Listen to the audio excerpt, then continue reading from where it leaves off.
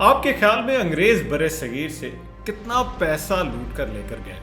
200 سالوں میں کتنی دولت ہوگی جو یہاں سے یورپی ممالک میں گئی ہوگی؟ یہ فگر سن کر آپ حیران رہ جائیں گے۔ یہ اتنا پیسہ تھا کہ انگریزوں نے اس سے اپنی آنے والی نسلیں سنوار لی اور یہاں کی آنے والی نسلوں کو غریب کر دیا۔ برطانیہ، امریکہ اور آسٹریلیا اور یورپ کو امیر کرنے میں برِ صغیر سے لوٹی گئی دولت کا کتنا ہاتھ ہے، جانیے اس ویڈیو میں۔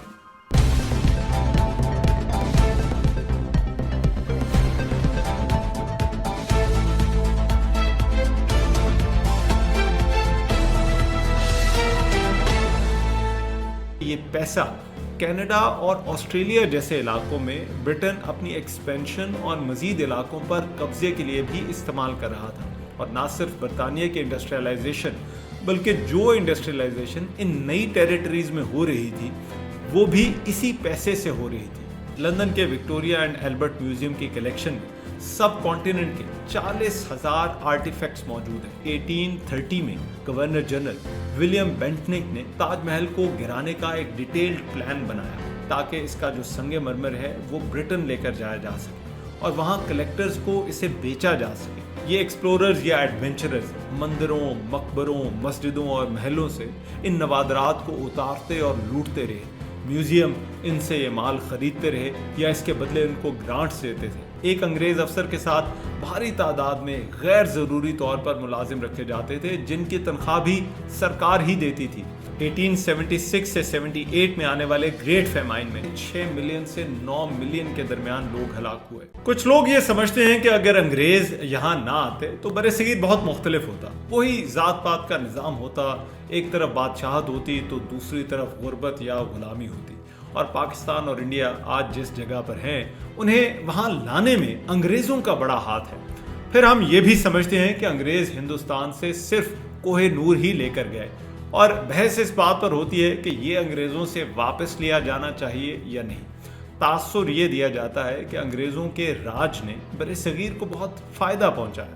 اس میں کوئی شک نہیں کہ ان کے ہاتھوں کچھ اچھے کام بھی ہوئے ہوں گے، لیکن اگر آپ یہاں انگریزوں کی لوٹ مار کی اصل کہانی سنیں گے تو کوہ نور اور اس ترقی کو بھول جائیں گے۔ یہ ایک ایسی لوٹ مار تھی جس کی مثال شاید دنیا کی تاریخ میں نہیں ملتی۔ برِ صغیر سے اتنا پیسہ لوٹا گیا جس سے انگریزوں کی آنے والی کئی نسلیں سنور گئیں، اور یہاں برِ صغیر کی کئی نسلیں غریب ہو گئیں۔ کیونکہ اس ویڈیو میں بہت سا ڈیٹا ہے، کچھ اکانومی کی بات ہوگی، اس لیے کوشش کروں گا کہ آسان طریقے سے سمجھا سکوں۔ پہلے یہ سمجھ لیتے ہیں کہ برٹش راج اور اس دور سے جڑا ہوا ڈیٹا کیا کہتا ہے۔ برٹش راج اس دور کو کہا جاتا ہے جب برِ صغیر تاج برطانیہ اور اس سے پہلے ایسٹ انڈیا کمپنی کے زیر اثر تھا۔ ایسٹ انڈیا کمپنی نے جو کچھ یہاں کیا وہ اس کا پہلا مرحلہ تھا، اور پھر جب یہ راج تاج برطانیہ یعنی برٹش کراؤن کو ٹرانسفر ہوا اور اس نے برِ صغیر کے معاملات چلانے شروع کیے تو یہ دوسرا مرحلہ تھا۔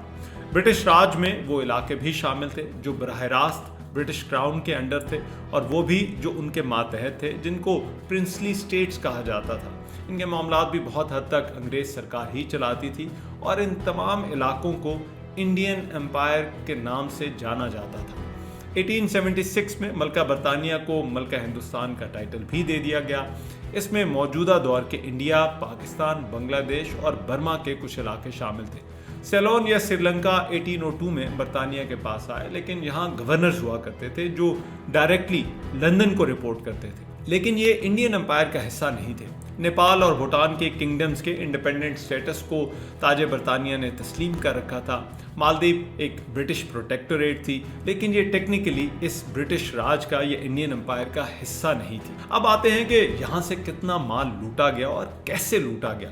اس کے لیے 2 رپورٹس کو دیکھنا ضروری اور اہم ہے۔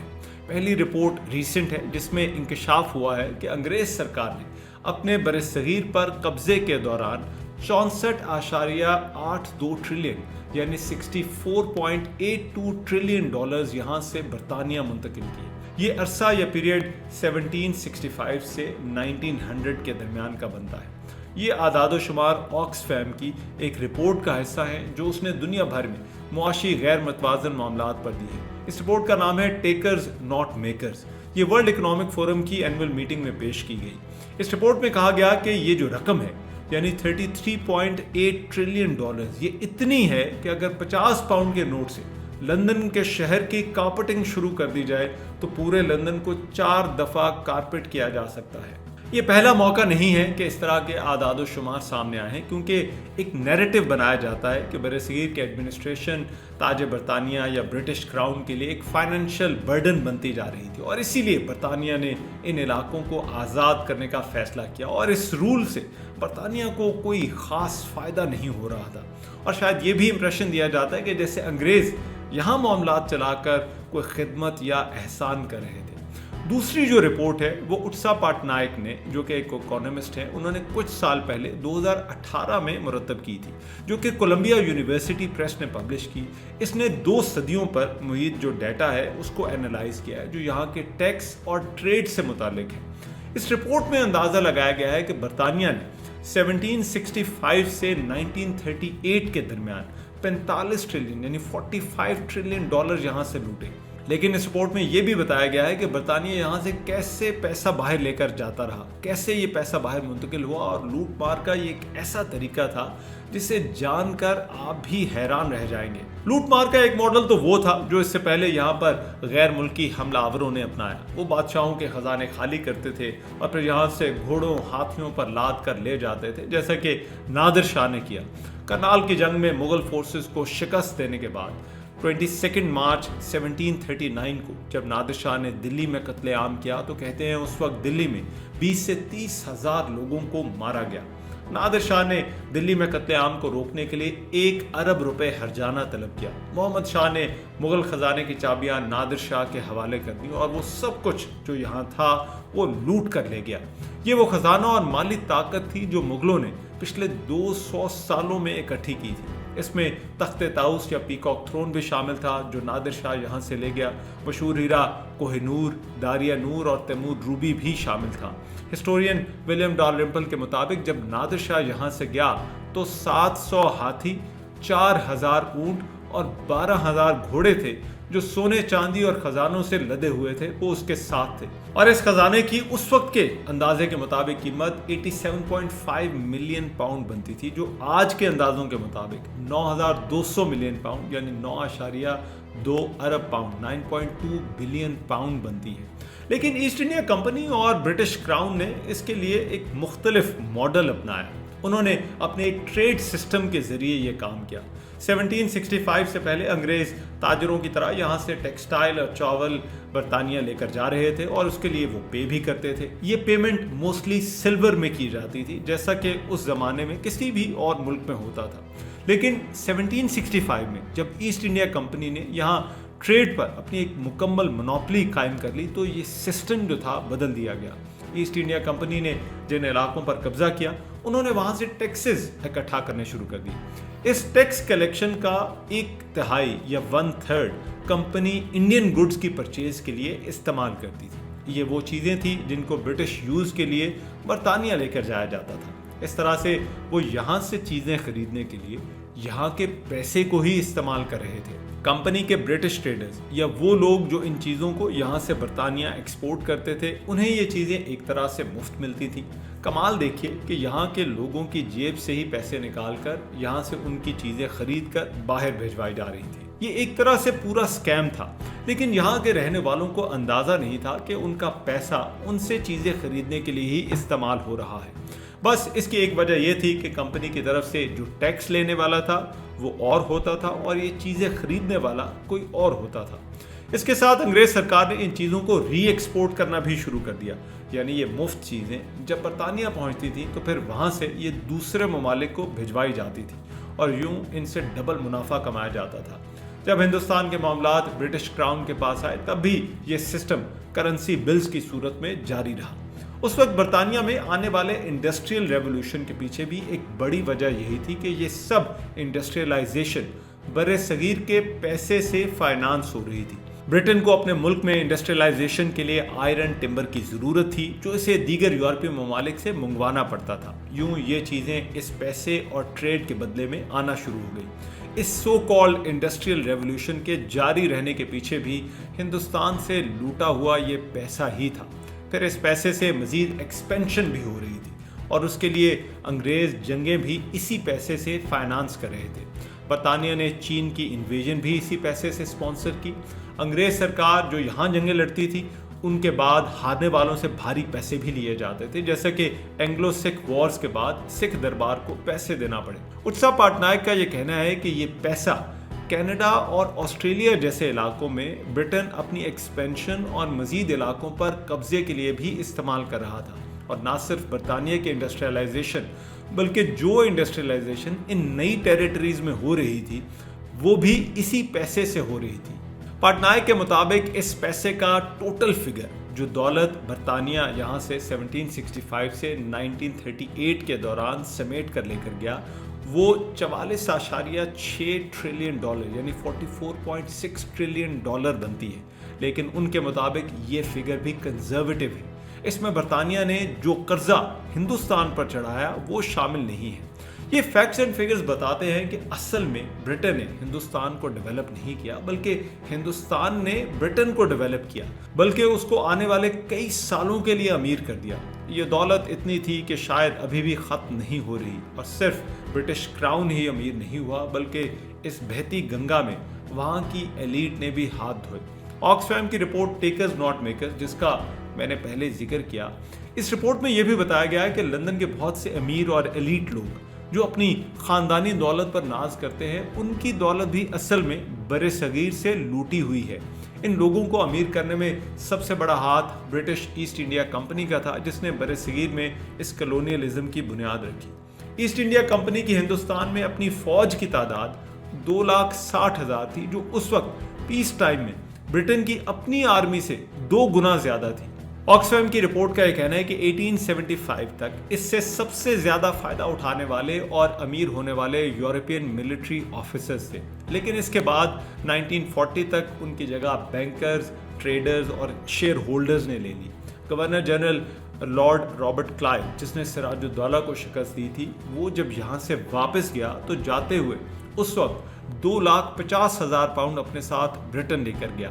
کلائیو نے اس بات کی اپنے ٹرائل میں بھی تصدیق کی کہ اس نے جو کچھ ہندوستان میں دیکھا اور جتنی دولت وہاں تھی وہ خود حیران تھا کہ وہ اس سے زیادہ کیوں نہیں لے کر آیا۔ اس بہتی گنگا میں ہاتھ دھونے والوں میں انگریز فوجیوں کے علاوہ ان کے انجینئرز اور بیوروکریسی بھی شامل تھی، اور انہوں نے بھی خوب دولت سمیٹی۔ یہ انڈیا کو گورن کرنے کی کاسٹ تھی جو یہاں کے لوگوں نے ہی ادا کی۔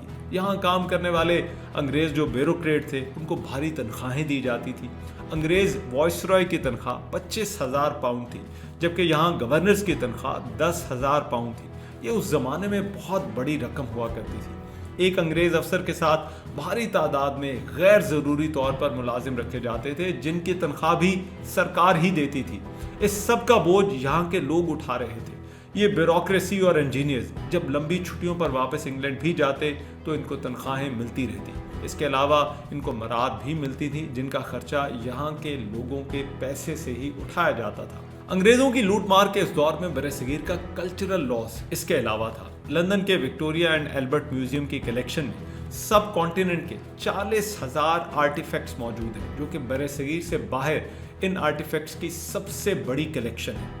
اور تو اور انگریز سرکار نے ایک دفعہ تاج محل کو ڈسمنٹل کر کے برطانیہ لے جانے کا منصوبہ بھی بنایا۔ اسٹیفن نیپس نے کرائمز اگینسٹ انڈیا میں لکھا ہے کہ 1830 میں گورنر جنرل ولیم بینٹنک نے تاج محل کو گرانے کا ایک ڈیٹیلڈ پلان بنایا تاکہ اس کا جو سنگ مرمر ہے وہ برٹن لے کر جایا جا سکے اور وہاں کلیکٹرز کو اسے بیچا جا سکے۔ لیکن اس کا کہنا تھا کہ جب اس منصوبے پر کام شروع ہونے والا ہی تھا تو لندن سے پیغام آیا کہ ایسے سامان کی پہلی آکشن کچھ خاص کامیاب نہیں ہوئی، لہٰذا ابھی اسے روک دیا جائے۔ انہیں لگا کہ اس میں کوئی پروفٹ نہیں ہے اور تاج محل کو بخش دیا گیا، ورنہ تاج محل بھی ابھی ان میوزیمز میں ہی ہمیں کہیں نظر آتا یا اس کے کچھ پیسز مختلف میوزیمز میں پڑے ہوتے۔ انگریز راج کے ان 200 سالوں میں برصغیر کے ان آرٹیفیکٹس کے برٹن جانے کا سلسلہ مسلسل جاری رہا۔ ان 200 سالوں میں बेशुमार नवादरात यहाँ से म्यूजियम्स में शिफ्ट हुए। ऑरियल स्टेन, जो कि एक हंगेरियन एक्सप्लोरर था, उसे ब्रिटिश म्यूजियम से इस काम के लिए बेतहाशा ग्रांट्स मिली। इसे इंपीरियल लूटर के नाम से भी जाना जाता है। ये एक्सप्लोरर्स या एडवेंचरर्स मंदिरों, मकबरों, मस्जिदों और महलों से इन नवादरात को उतारते और लूटते रहे। म्यूजियम इनसे ये माल खरीदते रहे या इसके बदले इनको ग्रांट्स देते थे। ये अपने आप को कलेक्टर कहते थे। असल में ये लुटेरे ही थे जिन्होंने यहाँ से नवादरात लूट कर बरतानिया पहुँचाए। इनमें गंधारा के बेशुमार नवादरात शामिल थे जो अब जर्मनी और लंदन के म्यूजियम्स में हमें नजर आते हैं। इसीलिए तो कहा जाता है कि कोहिनूर को आटे में नमक के बराबर समझना चाहिए। लूटमार की इस कहानी का तो अभी सही तरह से अंदाजा ही नहीं। अंग्रेज राज के इस दौर में जितने लोग जंगों और भूख की वजह से जान से गए वो भी अनप्रेसिडेंटेड था। बरसगीर में जंगों में इतनी बड़ी तादाद में कैजुअल्टीज कभी इससे पहले नहीं हुई थी। यहाँ जो जंगें हुई, इन जंगों में दोनों तरफ हिंदुस्तानी ही मरते थे। अमरेश मिश्रा, जो कि एक हिस्टोरियन है, उनका कहना है कि अंग्रेज सरकार ने इन दहाइयों में कई मिलियन लोग खत्म कर दिए जो उसके कब्जे के खिलाफ थे। कहते हैं 1857 की जंग आज़ादी के दौरान भी लाखों लोग मारे गए। इनकी तादाद इतनी ज़्यादा थी कि जंग के बाद किसी ने ये जानने तक की जहमत ना की कि कितने लोग मारे गए हैं। बरसगीर की पॉपुलेशन का एक बड़ा हिस्सा अंग्रेज दौर में आने वाले कहत या फेमाइंस ने भी खत्म कर दिया। 1943 में ब्रिटिश पॉलिसीज के नतीजे में बंगाल में आने वाले कहत में 3 मिलियन लोग हलाक हो गए थे। माइक डेविस, जिन्होंने किताब लेट विक्टोरियन हॉलोकॉस्ट लिखी है, उनका यह कहना है कि इन 120 सालों में हिंदुस्तान में 31 छोटे बड़े फेमाइंस आए। इससे पहले हिंदुस्तान की 2000 साल की तारीख में सिर्फ 17 फेमाइंस आए थे। डेविस का कहना है कि इन फेमाइंस में 29 मिलियन लोग जान से गए। 1876 से 78 में आने वाले ग्रेट फेमाइन में जब किसान और लोग यहाँ कहत साली से मर रहे थे, तो गवर्नर जनरल रॉबर्ट बुल्वर लिटन ने फिर भी गंदम और चावल की इंग्लैंड को इंपोर्ट जारी रखी। इस कहत में अंदाजा है कि 6 मिलियन से 9 मिलियन के दरमियान लोग हलाक हुए। 1943 और 44 में भी प्राइम मिनिस्टर चर्चिल ने बंगाल फेमाइन के दौरान इंडियन फूड स्टॉक को यूरोप भिजवाना जारी रखा, जिसकी वजह से यहाँ होने वाली अमवात की तादाद 3 से 7 मिलियन के दरमियान बताई जाती है। जितने लोग हिटलर ने पूरे यूरोप में मारे, ये तादाद उससे भी ज़्यादा है। अंग्रेज़ों से पहले भी यहाँ फॉरेन इन्वेडर्स आते रहे, कभी तुर्क तो कभी अफगान, कभी ईरानी तो कभी मंगोल्स, लेकिन इस सब के बावजूद हिंदुस्तान खुशहाल ही रहा। मिसाल के तौर पर नादिर शाह की मुगल खजाने की लूट मार के बावजूद हिंदुस्तान को कोई खास फर्क नहीं पड़ा था। राकेश कृष्णन समहा के मुताबिक इसकी वजह यह थी कि इस लूट मार के बावजूद बरसगीर के किसान और उनकी विलेज प्रोडक्शन चलती रही। ये यहाँ की इकोनॉमी थी जो इसको बार बार खड़ा कर देती थी। इससे पहले भी फॉरेन इन्वेडर सिर्फ बादशाहों के खजाने खाली करते थे, लेकिन अंग्रेज़ों ने जो सिस्टम बनाया उसने हर शख्स को लूटा। यूँ पूरे बरसगीर की इकोनॉमी को ज़मी बोस कर दिया गया। 1993 में बेल्जियन इकोनॉमिस्ट पॉल बायरोश ने एक डिटेल्ड स्टडी की है, जिसमें उसका ये कहना था कि 1750 में पूरे दुनिया की जीडीपी में चीन का शेयर 33% यानी 33% था और हिंदुस्तान का 24.5% था। उस वक्त बरतानिया और अमेरिका का जीडीपी कुल मिलाकर सिर्फ 2% था। इस स्टडी के बाद OECD ने प्रोफेसर एंगस मेडिसन के तहत एक कमेटी बनाई और उन्होंने भी कुछ डेटा कंपाइल किया। इसके मुताबिक हिंदुस्तान पिछले 2000 सालों में से 1700 साल तक दुनिया की सबसे बड़ी इकोनॉमी था। पहली सदी से लेकर 1000 साल ईस्वी तक इसका जो ग्लोबल जीडीपी में शेयर था वो 32% था। इसके बाद 1000 ईस्वी से लेकर 1700 तक इसका शेयर 28 से 24% था और सिर्फ चीन इससे ऊपर था। लेकिन 1947 में जब अंग्रेज यहाँ से गए तो ग्लोबल इकोनॉमी में ये शेयर गिरकर सिर्फ 3% तक हो चुका था। ये तमाम आदाद शुमार उस नैरेटिव की नफ़ी करते हैं जो बाज़ औक़ात बरतानिया के कुछ पॉलिटिशियंस या हिस्टोरियंस बनाने की कोशिश करते हैं कि किस तरह से कलोनियलिज्म ने हिंदुस्तान को डेवलप किया। जैसा कि हिस्टोरियन फर्गुसन नियाल ने क्लेम किया था और बरतानवी प्राइम मिनिस्टर डेविड कैमरॉन ने भी एक मरतबा कहा था कि ये दौर हिंदुस्तान के लिए एक नेट हेल्प था। असल में इस नैरेटिव को वेस्टर्नर्स अभी भी मानते हैं। हकीकत यह है कि अंग्रेज़ यहाँ कोई सिस्टम सुधारने नहीं आए थे। वो ना तो हिंदुओं का फ़ायदा करने आए थे और ना ही मुसलमानों का। वो सिर्फ और सिर्फ अपना फ़ायदा सोच कर आए थे। बरसगीर जो आज पाकिस्तान, भारत, बांग्लादेश पर मुश्तमिल है, उस वक्त दुनिया के अमीर तरीन इलाकों में से था। यहाँ की एग्रीकल्चर से लेकर इंडस्ट्री उस वक्त पूरी दुनिया में सरे फहरिस्त थी। यहाँ अंग्रेज़ों की सरकार ने जो 200 साल लूट मार की, उन्होंने पहले हमलावरों की तरह एक दफ़ा ख़जाना नहीं लूटा, बल्कि बरसगीर को रोज़ाना लूटा। ना तो उन्होंने महाराजे छोड़े और ना ही बादशाह, ना ही किसान और ना ही ताजिर, ये सबको लूट कर ले गए और मुसलसल लूटते रहे। इस लूट मार में इतनी दौलत इकट्ठी कर ली कि उनकी आने वाली नस्लें संवर गई और यहाँ आने वाली नस्लें गरीब हो गई। सिर्फ सरकार ही अमीर नहीं हुई, कई इंग्लिश लॉर्ड्स भी बरसगीर के पैसे से बने। लोगों ने सरकार के साथ मिलकर बरसगीर को जी भर कर लूटा और अपनी जेबें भरी।